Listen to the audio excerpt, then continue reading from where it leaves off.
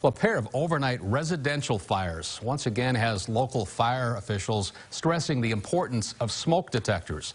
Around 8 last night, fire crews responded to a call at West 15th Street and the call of 2 people inside that home. The pair had smoke and fire damage to the second-story bedroom of that apartment. Firefighters were able to rescue those 2 men, who were then taken to Mercy One here in Sioux City and then had to be transferred to Lincoln, Nebraska, to a hospital for critical conditions involving smoke inhalation.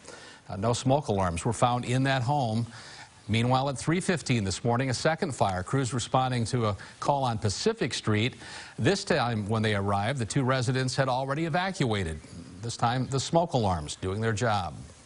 The only thing that's really going to be your first line of defense is that smoke alarm, letting you know that, hey, there's a problem here and you need to be alerted. They're easy to maintain, they're very cost effective, and they can save your life.